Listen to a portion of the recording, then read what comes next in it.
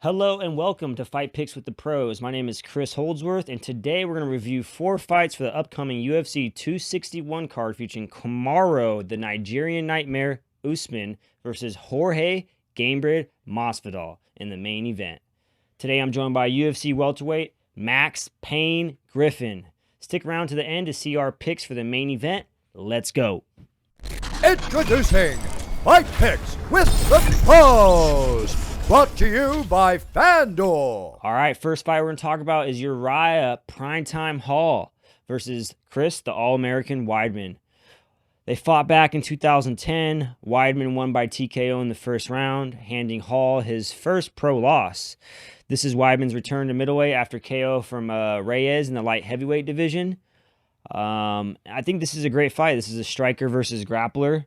We all know what Chris Weidman is known for. It's his grappling skills, his wrestling, All-American, go figure. It's his wrestling skills. And we all know what Uriah Hall is known for is his, flashy striking, his good striking, his spinning attacks, his famous spinning wheel kick in the Ultimate Fighter house that made him famous.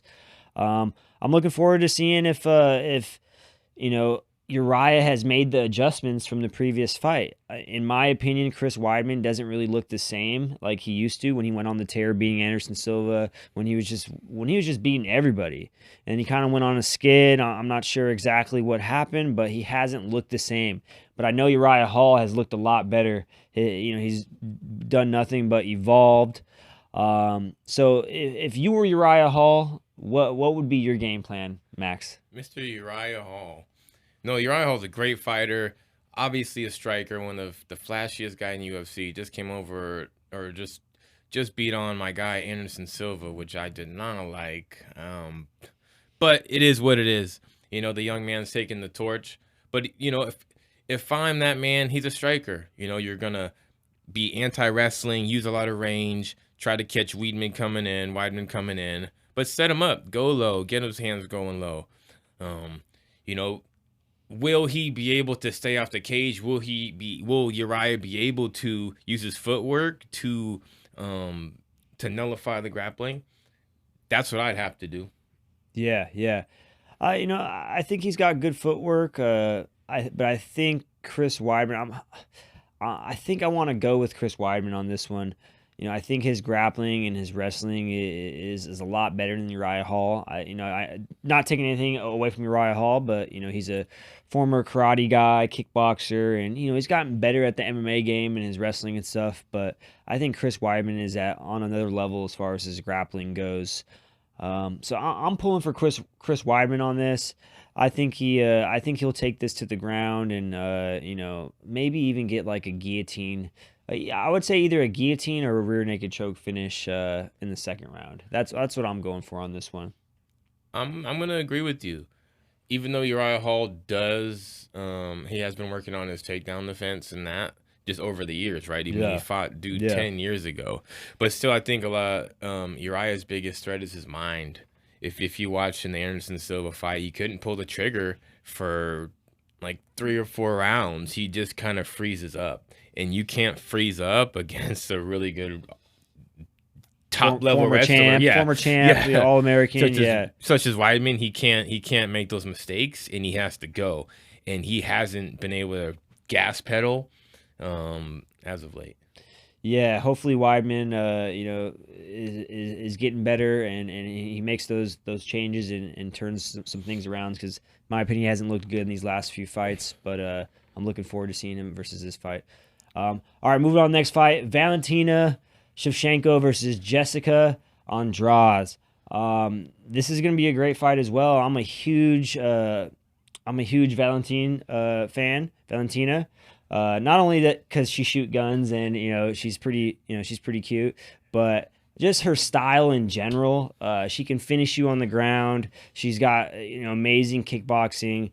I'm a huge fan that can fighters that can finish you anywhere. That they can finish you on the feet, they can finish you in transitions in the clinch, they can finish you on the ground. So I've always been impressed with her fights, and she's one of my favorite female fighters. But then you got Jessica Andrade. just a beast in herself. You know, she slammed KO Rose.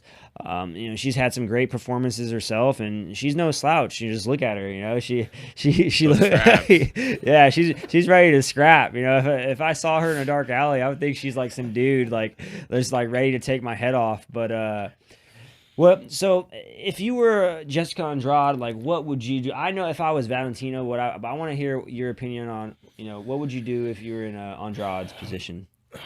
Okay, so if I'm Andrade, I'm gonna think I'm stronger. You know, I got power on my side. I wouldn't say I'm slick as you know you're not slick as Valentina. Yeah. I think you got to get in there and use that power that she used on Nama-yoo-Nus. Go in there, grab her, slam her, and make it dirty. I don't think she could go in there and try to outskill Valentina. She has to go in there, make it ugly, try to wear her out. But, you know, she can't just wrestle her. I mean, she's bad. Valentina's badass on the ground. So where do you kind of go? Yeah. I don't see her, like, if this fight goes her way, I think the only thing that's going to happen is she's going to get a lucky punch. I don't see her winning any other way. You know, with Valentina's reach advantage of 4.5 inches, reach advantage, and just her record and her style, she's going to keep her at bay with her range, you know, sharp punches, straight punches from the outside. And I think she's going to set up those head kicks with some low kicks in the beginning, those fast low kicks in the beginning, and then those head kicks are going to start coming up. You know, Jessica being a little bit shorter, I think those are going to be great weapons for Valentina to use in this fight. Yes, I don't see what Jessica can really do besides land a lucky punch, you know, try to get inside and land something lucky. I'm pulling for Valentina on this. I think it's going to be a quick finish, in my opinion, if not the first round, in the second round. You know, I'm calling a head kick KO. Who you got? What's your take? What's your pick? Yeah, I like Valentina as well, especially coming out of that southpaw stance. She's going to have a lot of strikes, especially against a shorter opponent. When you're southpaw, I feel like you have the head kicks there. You have a lot of, and the head kicks going to be short, right? There's going to be a lot of weapons that Valentina will utilize that are for a shorter opponent with a shorter reach, and I think she's going to get done in the first round. Yeah, I feel the same way. So let's see if Valentina can keep her streak going, can keep her championship legacy alive. You know, I'm looking forward to that one. All right, next fight we're going to talk about is Weili, Magnum, Zhang fighting Rose, Thug, Namajunas. Another one of my favorite female fighters. Man, I got a lot of favorite female fighters now. Their skill levels, just the intensity they bring to the octagon. I'm always a huge fan. But you know, let's talk about Weili for a second. You know, 21-1, 10 TKOs, 7 subs. Another fighter that can finish you on the feet. She can finish you with ground and pound, and she's got a nasty submission game. You know, one of the more powerful and explosive females in her division. And, you know, I think that's going to play a little, little puzzle piece for this fight. You know, Rose is, plays a little bit technique game, staying on with her range, using her jab, using her long punches, her long strikes, and then using her jiu-jitsu to win fights. So it's going to be interesting to see how that dynamic's going to play out. But we got Weili, the first female Chinese champion. This will be her second title defense. But Rose is no joke. Thug Rose for a reason.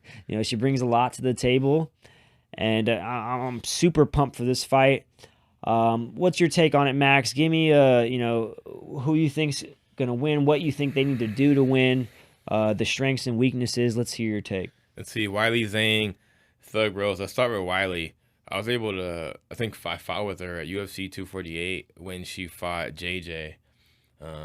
Joanna, that was a hell of a fight to see how she mixed it up so well, and she could fight for so long. She has so many tools to strike with one of the best women ever and beat her and make her look like a Star Trek Klingon. I mean, that's she's not a joke. Just her intensity, like you said earlier, she's so serious in there. And then she fights Rose. Rose is coming back. She's been kind of in and out of the media a little bit lately, with the different sentiments, and she's had a lot going on. I feel like in her personal life, with the Connor stuff and the glass, and she got a lot going on. Let's talk about, because I saw like a post that went viral, and like I'm not about the drama or whatever, but you know, Rose said something about better dead than red. And I didn't really know like what that meant, but you know, I got filled in, and I guess like the red being China, and I guess that was like a term they used back in the day.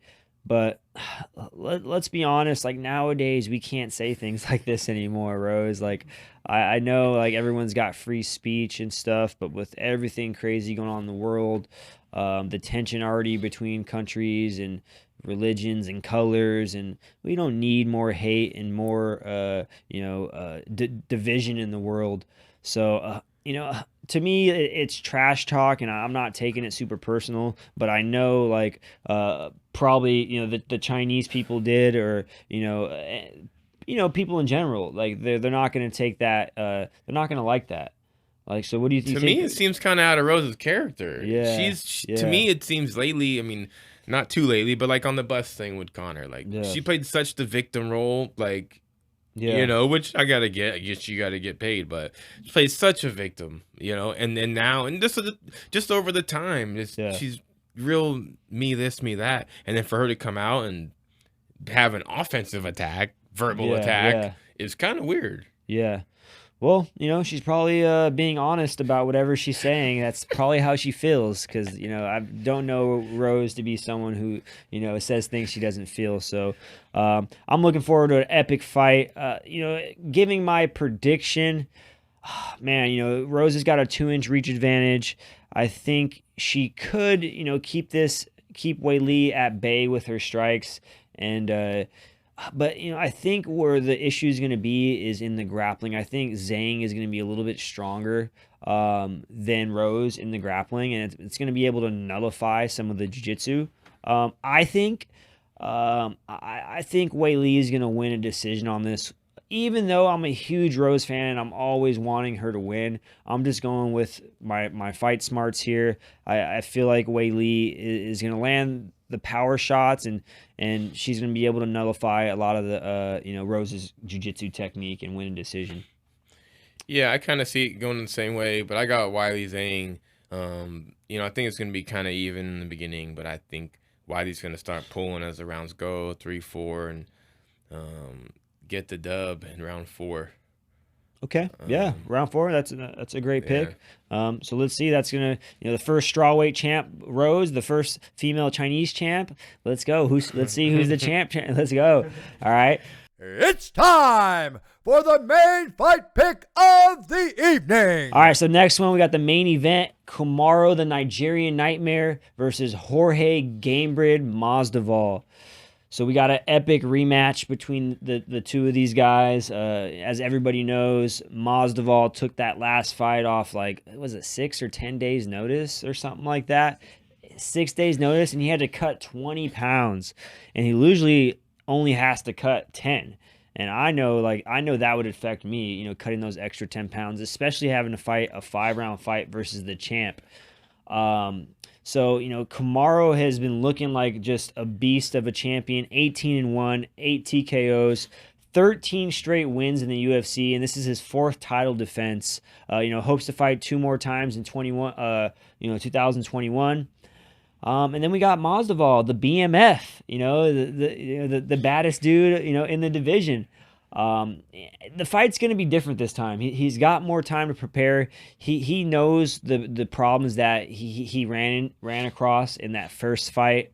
You know, and Jorge always brings something different to the table. He's got the power. He's got the unorthodox. He can fight you in both stances, and he's got really good takedown defense. And I think conditioning is going to play. It played a factor in the first time. He couldn't stop as many takedowns, and I think it's gonna be a better fight this time for Jorge. I'm not gonna give my prediction yet. I want to hear Max's takeaway on this fight, and what do you think is gonna happen? What a fight, man! Usman's been blazing the division for years. Since I've been there, he's been doing the damn thing, man. Almost 5 years now, but he's getting better every fight. I know they were giving him a lot of flack for stomping feet and kind of just trying to get the win, but these last fights he's been putting these guys away. Colby, her Burns, like been like, okay, you guys think I'm just a touch fighter? Like, let me start putting these guys away. And his last fight, with Trevor Whitman in his corner, switching the southpaw. That's what I was just gonna say. Do you think those finishes and him looking better is because he's now training with Trevor Whitman? Do you think that's? I personally think so. It could play a part. There's got to be, because like how are you going to be finishing people now and looking better and doing new stuff? It's because you have new coaches and new training environments and stuff like that. So I think definitely it's playing a factor, and he's evolving, and that's what's awesome to see. Is like he's a champ with that many wins, that much under his belt, and he's still evolving. He's a Nigerian nightmare for a reason. Yeah. All right. So give me your take on Masvidal. Masvidal, I mean, the come in, fight the champion 6 days notice, have a relatively close fight. I mean, for that kind of time, but dude, Masvidal is a wrecking ball. I mean, Till, Askren, Diaz. I mean Askren, whatever. But that knee was crazy. But Masvidal, he's good, man. He's been fighting since Kimbo in the backyards. I mean, he's a tough guy, so good, and he gets better every time too. He always has these trick knockout moves, right? Like you do on Darren Till, and he's so good and he's mean too. Yeah. He's definitely got he's definitely got the finishing spirit. But here's my take. I think Kamaru Usman knows how to beat Jorge Masvidal. I think he's going to play a similar fight to the first fight. As much as Jorge's probably going to change things.